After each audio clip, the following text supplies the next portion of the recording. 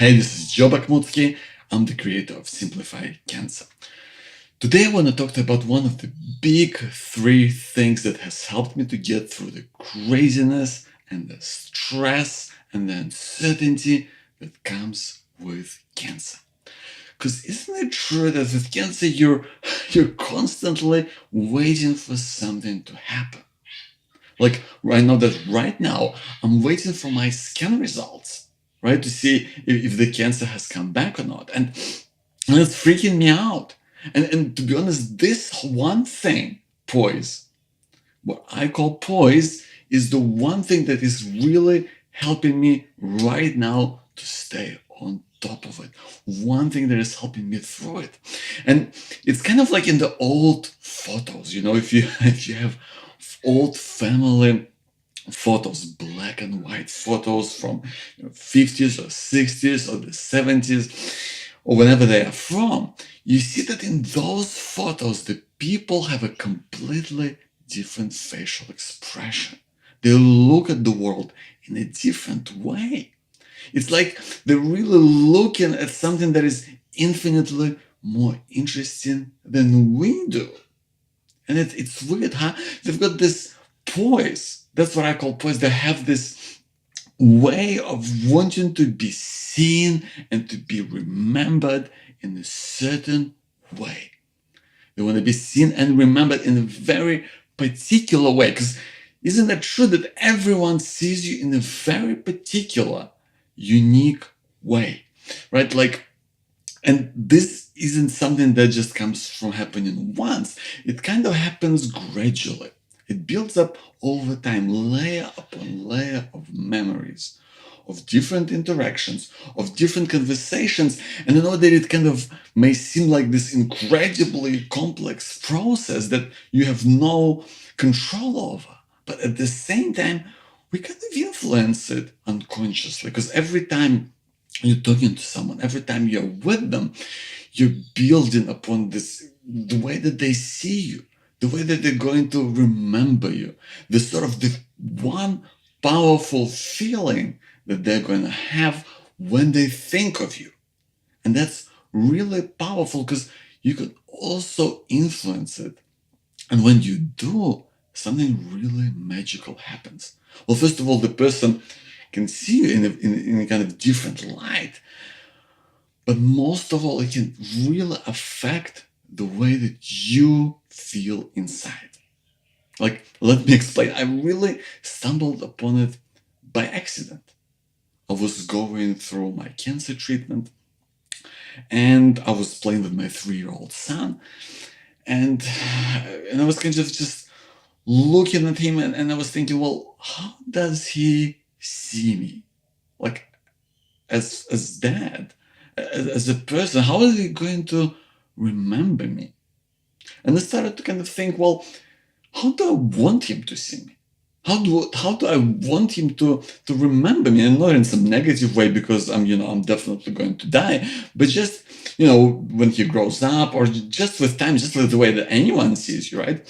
So I was thinking, what is the one thing that I kind of want him to stick out in his mind? Is it that I'm confident? Is it that I'm, making decisions?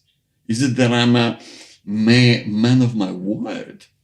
Is it that I always, command respect from other people, whatever, right? I kind of was thinking about all those things, and none of it really rang true. Like maybe some elements of it, but overall, like it wasn't what I wanted until I stumbled upon one word: fun.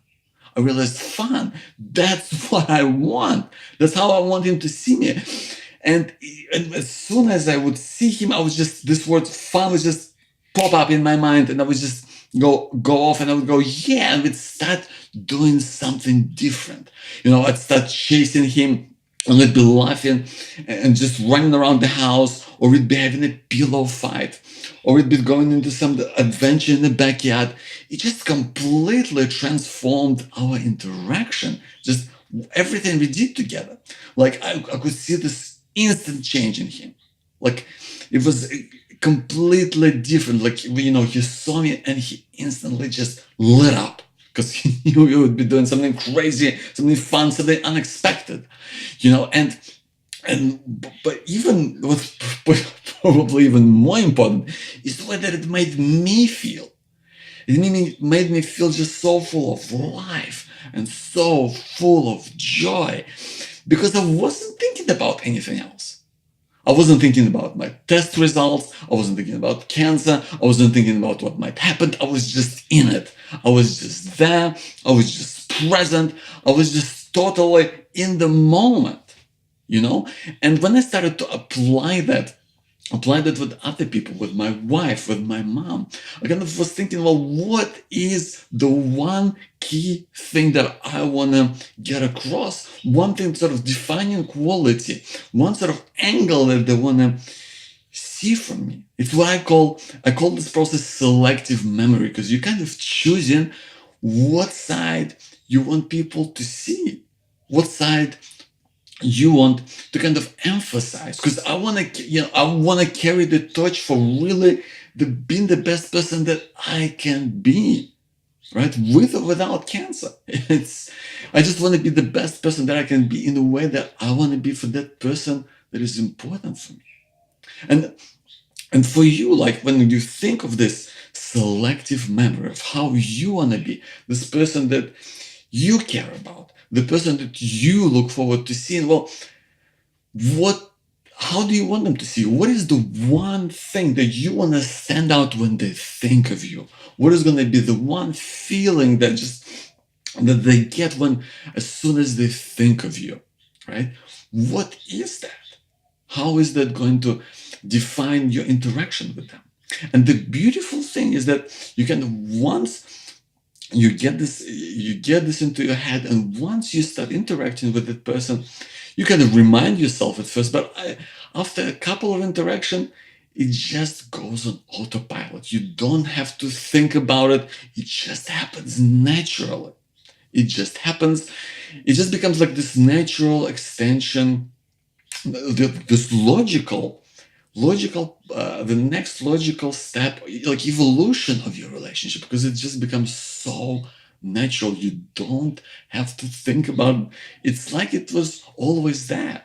I think that is the real power of selective memory, because you're immersed in the moment. You're not thinking about cancer. You're not worried about your symptoms. You're not worried about what happens next.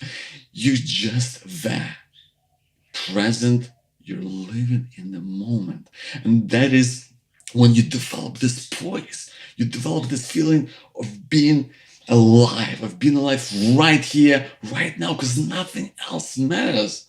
What happened in the past, what's going to happen in the future, right now. You with people you care about, being the way that you want to be.